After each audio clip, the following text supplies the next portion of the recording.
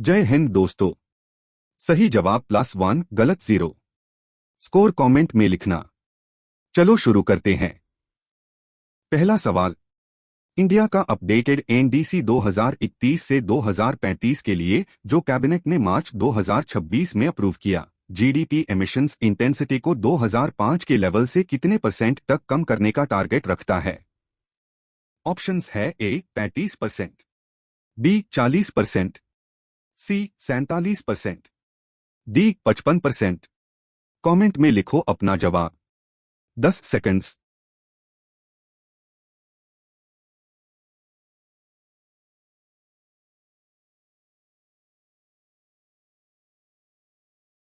सही जवाब है सी 47%।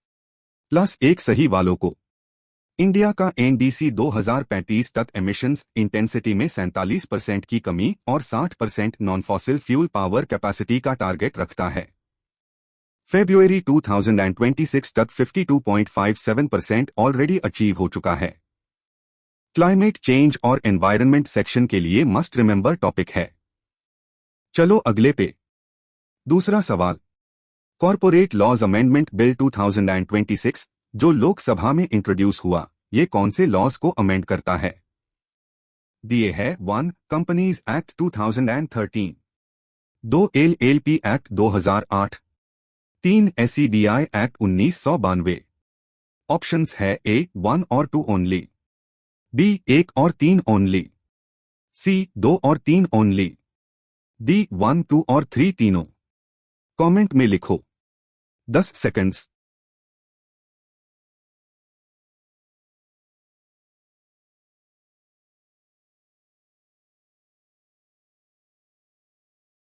सही जवाब है ए 1 और 2 ओनली। कंपनीज एक्ट 2013 और एलएलपी एक्ट 2008 को अमेंड किया गया है। एसईबीआई एक्ट इसमें शामिल नहीं है। ये बिल कंप्लायंस बर्डन कम करने और छोटे अपराधों को डिक्रिमिनलाइज करने के लिए लाया गया है। इकोनॉमी और गवर्नेंस का इंपॉर्टेंट टॉपिक। आगे चलते हैं। तीसरा सवाल, 2026 में पार्लियामेंट में प्रेजेंट किए गए डेटा के अनुसार 2026 के पहले 74 दिनों में लगभग कितनी कस्टोडियल डेथ्स रिपोर्ट हुई? ऑप्शंस है ए 85, बी 170, सी 250, डी 340। ध्यान से सोचो। 10 सेकंड्स।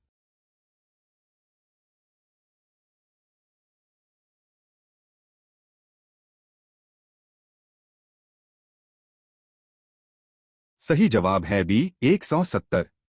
दोस्तों 3 सवाल हो गए। कमेंट में बताओ कितने सही। रनिंग स्कोर लिखते जाओ। एक्सप्लेनेशन सुनिए। 2026 के पहले 74 दिनों में 170 कस्टोडियल डेथ्स रिपोर्ट हुई, मतलब रोजाना एवरेज 2 से ज्यादा।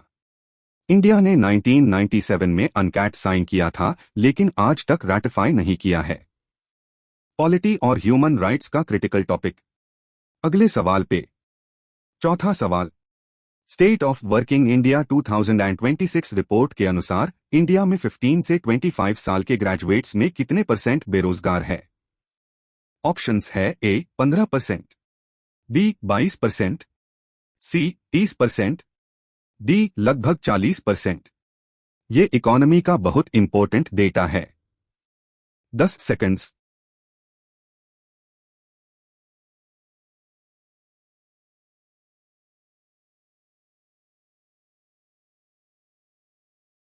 सही जवाब है डी, लगभग 40%।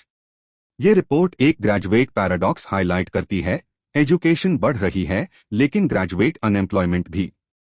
15 से 29 एज ग्रुप की अनएम्प्लॉयमेंट 14.8% है, जो नेशनल एवरेज 4.9% से 3 गुना ज्यादा है।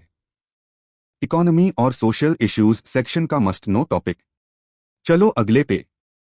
पांचवा सवाल, कौन से शिपयार्ड ने 30 मार्च 2026 को एक ही दिन में 3 warships frigate Dunagiri, survey vessel Sanshodhak और ASWSWC आगराई इंडियन नेवी को डिलीवर किए? Options A GRAC Kolkata, B NDL Mumbai, C CSL Kochi, D HSL Visakhapatnam. 10 seconds.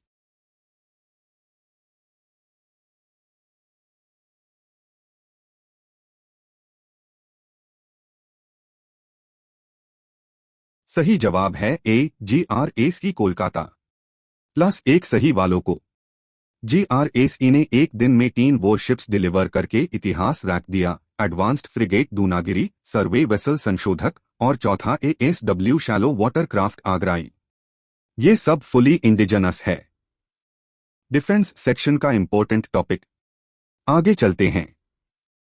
छठा सवाल। दोस्तों 5 हो गए, अब दूसरा हाफ शुरू। इंडिया को लेफ्ट विंग एक्सट्रीमिज्म से पूरी तरह मुक्त करने का टारगेट किस डेट तक रखा गया?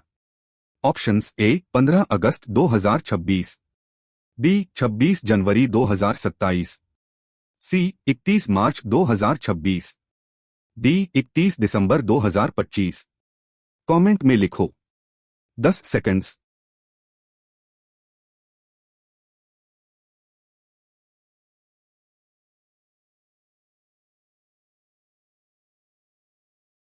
सही जवाब है सी 31 मार्च 2026, यानी आज की डेट।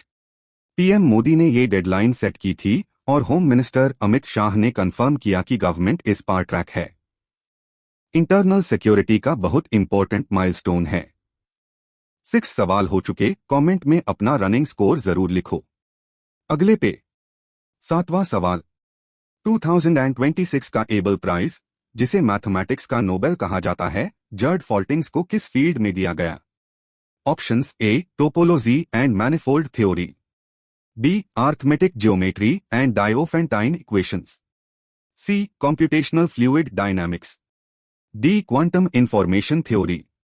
10 सेकंड्स सोचो।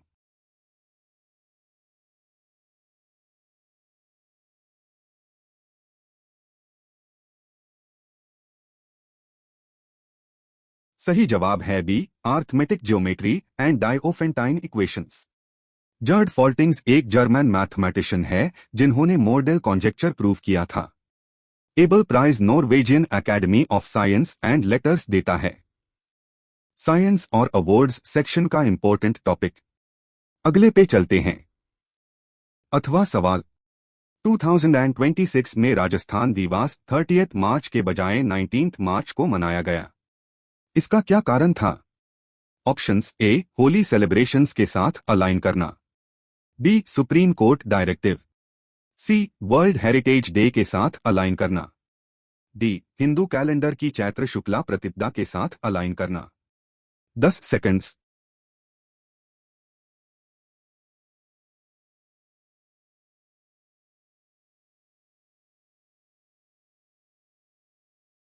सही जवाब है डी चैत्र शुक्ला प्रतिपदा के साथ अलाइन करना।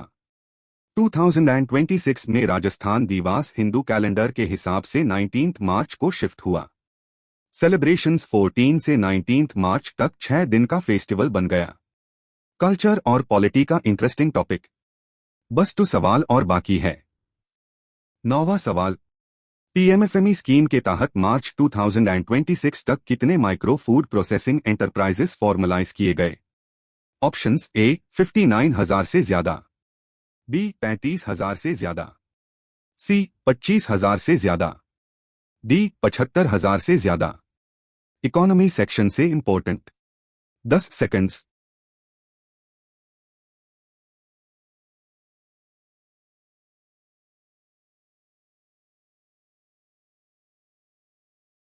सही जवाब है ए 59,000 से ज्यादा।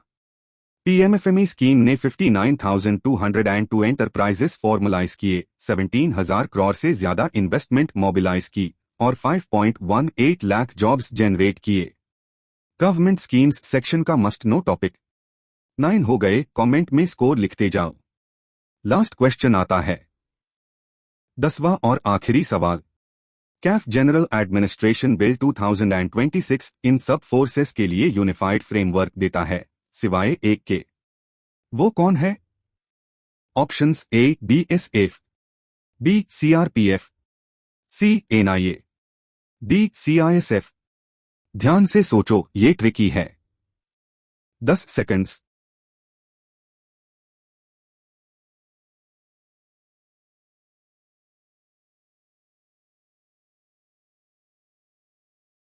सही जवाब है सी एनआईए। एनआईए एक सेंट्रल इन्वेस्टिगेशन एजेंसी है। सेंट्रल आर्म्ड पुलिस फोर्स नहीं। Kaif bill CRPF, BSF, CISF, ITBP और एसएसबी को एक यूनिफाइड फ्रेमवर्क में लाता है। ये बिल राज्यसभा में पेश किया गया। पॉलिटी का स्कोरिंग टॉपिक है। Quiz complete. अब जीआई नंबर 10 में से कितने सही आए? दोस्तों प्लीज कमेंट में लिखो स्कोर और फिर अपना नंबर। 10 में से 10 तो चैंपियन हो, 8 से 9 एक्सलेंट, 6 से 7 गुड जॉब और कम आया तो कोई बात नहीं, डेली प्रैक्टिस से सब होगा। कमेंट में स्कोर जरूर लिखो, मुझे हर एक कमेंट पढ़ना है। सब्सक्राइब करो, बेल दबाओ, कल फिर मिलते हैं। जय हिंद।